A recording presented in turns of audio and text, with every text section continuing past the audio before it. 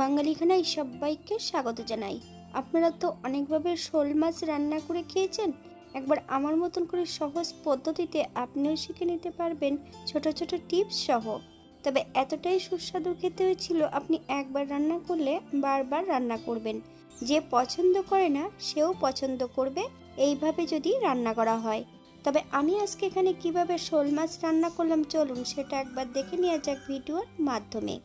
আশা করছি আজকের ভিডিওটি ভালো লাগবে। সকল বন্ধুদের কাছে অনুরোধ করছি সম্পূর্ণ ভিডিওটি দেখার।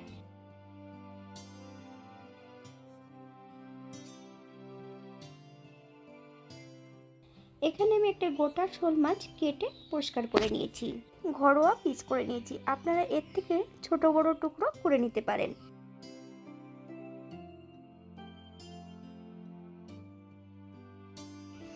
এই পর্যায়ে আমি হাফ চামচ লবণ আর হাফ চামচ হলুদ গুঁড়ো মাছের গায়ে বেশ ভালো করে লাগিয়ে নেব। 10 মিনিটের জন্য মাছগুলোকে রেস্টে রেখে দেব। আপনাদের হাতে যদি সময় থাকে তাহলে আপনারা বেশি সময় রেখে দিতে পারেন।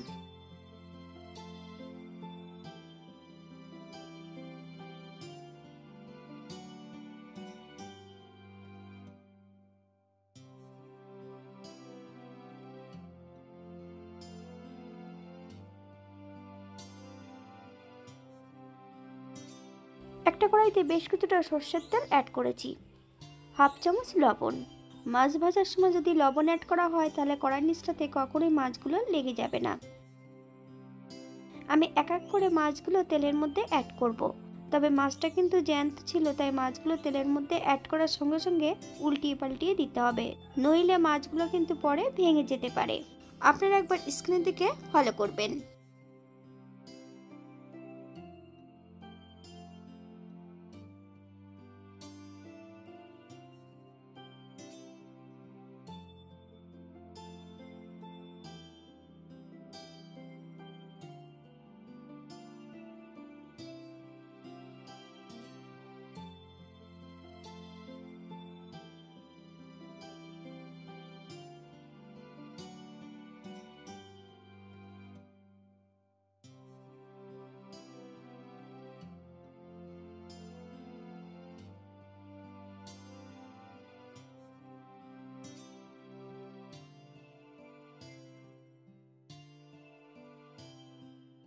এই পর্যায়ে সম্পূর্ণ মাছগুলো তেল থেকে তুলে নেব।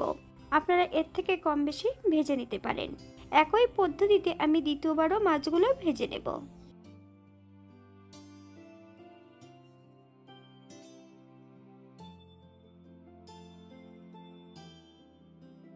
একটা কড়াইতে বেশ কিছুটা সরষের তেল অ্যাড করেছি, ফোড়নে রেখেছি সাদা জিরে। ফোড়নটা হওয়ার জন্য 30 সেকেন্ড সময় দিতে হবে।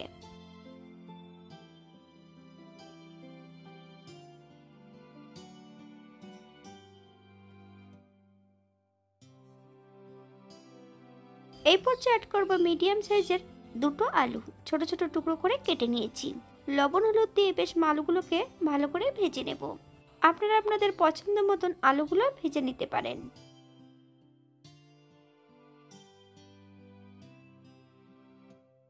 বাঙালি রান্না ঘরোয়া উপকরণ দিয়ে আপনাদের যদি রান্নাগুলো পছন্দ হয় তাহলে চ্যানেলটি সাবস্ক্রাইব করে দিয়ে পাশে থাকবেন।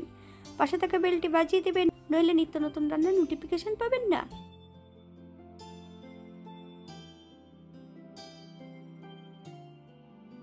আলু ভাজার মাঝপথে মিডিয়াম সাইজের একটা পেঁয়াজ অ্যাড করব। আপনারা যদি পছন্দ করেন তাহলে পরিমাণে বাড়িয়ে দিতে পারেন। আমি পেঁয়াজগুলোকে একটু ছোট ছোট টুকরো করে কেটে নিয়েছি। আপনারা এর থেকে ছোট বড় টুকরো করে নিতে পারেন।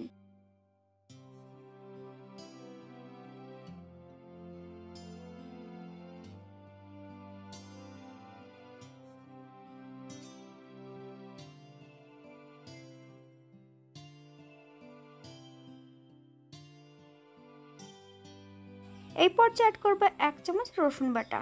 আপনারা যদি পছন্দ করেন তাহলে পরিমাণে বাড়িয়ে দিতে পারেন। পেঁয়াজ রসুন থেকে যতক্ষণ কাঁচা গন্ধ বেরোবে ততক্ষণ বেশ ভালো করে ভেজে নিতে হবে।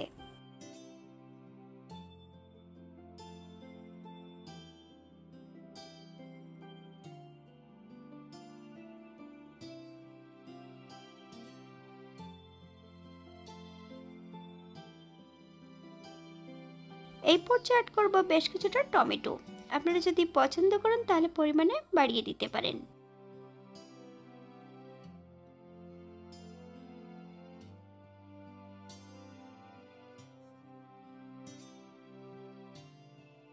এই পর্যায়ে অ্যাড করব বেশ কিছুটা বাটা মশলা, আদা, জিরে, ধনে, একটা শুকনো লঙ্কা, হাফ চামচ হলুদ গুঁড়ো, হাফ চামচ কাশ্মীরি লঙ্কার গুঁড়ো। বেশ মশলাটা ভালো করে ভেজে নিতে হবে।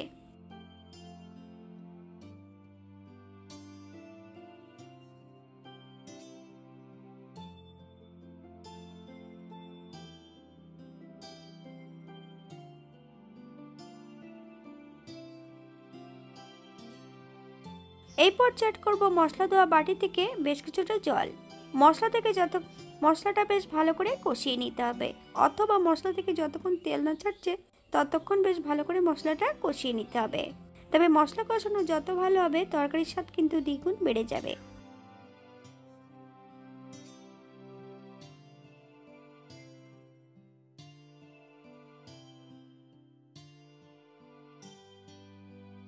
মশলা থেকে তেল ছেড়ে দিয়েছি। এই পর্যায়ে সম্পূর্ণ ভাজা মাছগুলো অ্যাড করব।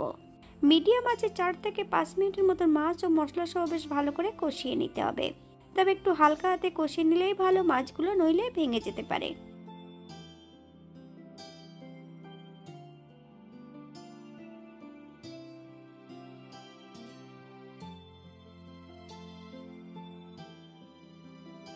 মাছ ও মশলা কষানোর এই পর্যায়ে অ্যাড করব 2 কাপ গরম জল। আপনাদের যতটা গ্রেভির প্রয়োজন আপনারা ততটা জল অ্যাড করতে পারেন। হালকা হাতে নেড়ে চেড়ে মাছগুলোকে সেট করে দেব।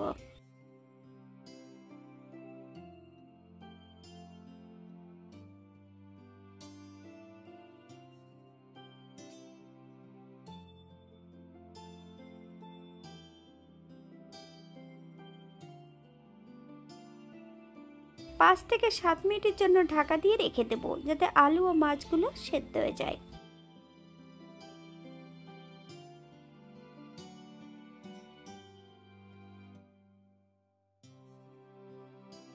সাত মিনিট পর এই পর্যায়ে একবার আপনারা লবণটা চেক করে নিতে পারেন।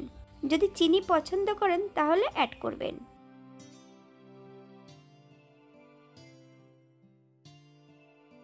এই পর্যায়ে অ্যাড করব 1 চামচ গরম মশলা বাটা। আপনারা যদি পছন্দ করেন তাহলে পরিমাণে বাড়িয়ে দিতে পারেন। আজকে আমি রান্নাটি করেছি সম্পূর্ণ কিন্তু বাটা মশলায়। আপনারা এখানে গুঁড়ো মশলা দিয়েও রান্নাটা করে নিতে পারেন। গ্যাসের ফ্লেমটা অফ করে দিয়ে 5 মিনিটের জন্য স্ট্যান্ডিং টাইম দেব, তারপর সার্ভ করব।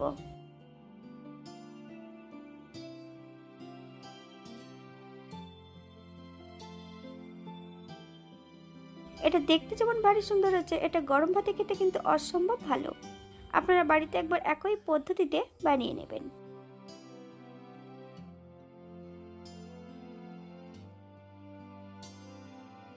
আজকের ভিডিওটি এই পর্যন্ত।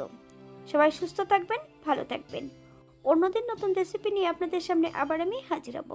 নতুন ও পুরনো সকল বন্ধুদের অসংখ্য ধন্যবাদ ভিডিওটি দেখার জন্য। হাতে যদি সময় থাকে তাহলে একটা লাইক, কমেন্ট, শেয়ার করবেন।